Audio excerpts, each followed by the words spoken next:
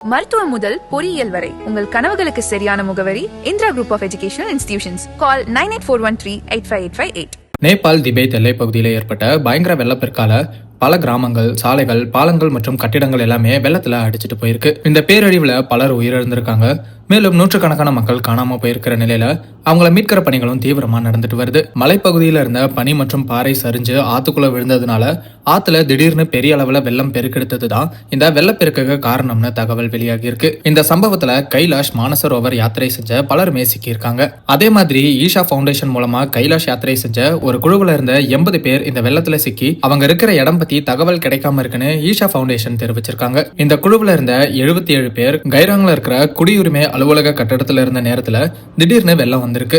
அந்த கட்டடமும் வெள்ளத்துல அடிச்சிட்டு போனதா சொல்லப்படுது. இந்த சம்பவத்தை பத்தி ஈஷா ஃபவுண்டேஷனோட ஃபவுண்டர் சத்குருமோ ரொம்பவே மனமுடைஞ்சு பேசியிருந்தாரு. இந்த நிலையில நடிகை நிவேதா பெத்ராஜோட இன்ஸ்டாகிராம் ஸ்டோரி ஒன்னு சோஷியல் மீடியால வைரல் ஆயிட்டு இருக்கு. நேபாள் திபெத் பகுதியில வெள்ளத்துல காணாம போன சில பேரை தேடி அவங்களோட ஃபேமிலி ஷேர் பண்ணியிருந்த தகவலை நிவேதா பெத்ராஜ் அவங்களோட இன்ஸ்டாகிராம் ஸ்டோரியில ஷேர் பண்ணிருக்காங்க. அந்த போஸ்ட்ல கோயம்புத்தூரை சேர்ந்த ஒரு தம்பதியினர் நேபாளுக்கு யாத்திரை போயிருந்த நிலையில அவங்க காணாம போயிருக்காங்க. அவங்கள பத்தி யாருக்காவது தகவல் தெரிஞ்சா உடனடியா கான்டாக்ட் பண்ணுங்கன்னு அந்த போஸ்ட்ல சொல்லப்பட்டிருக்கு. அத நிவேதா பெத்ராஜ் அவங்களோட இன்ஸ்டாகிராம் ஸ்டோரியில ஷேர் பண்ணிருக்காங்க. அதை பார்த்து பலரும் நிவேதா பெத்ராஜோட அம்மா அப்பா தான் நேபாள்ல காணாம போயிட்டாங்க அப்படின்னு தவறா புரிஞ்சுக்கிட்டு இந்த செய்திகளை பரப்ப ஆரம்பிச்சிருக்காங்க. இதனால நிவேதா பெத்ராஜே இந்த விஷயம் பத்தி விளக்கம் அளிச்சிருக்காங்க. அவங்க என்ன சொல்லியிருக்காங்கன்னா, வதந்தி பரவுறதுக்கு முற்றுப்புள்ளி வைக்க சொல்லிக்கிறேன். அவங்க என்னோட அம்மா அப்பா இல்ல, என்னோட அம்மா அப்பா நல்லா பாதுகாப்பா இருக்காங்க.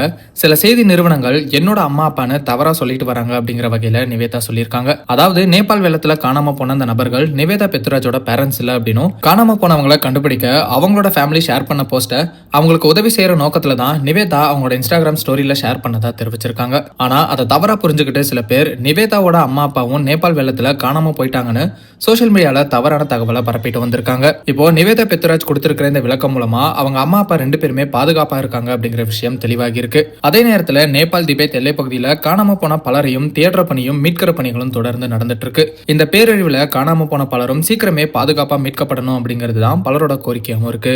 மருத்துவம் முதல் பொறியியல் வரை உங்கள் கனவுகளுக்கு சரியான முகவரி Indira group of educational institutions. Call 9841385858.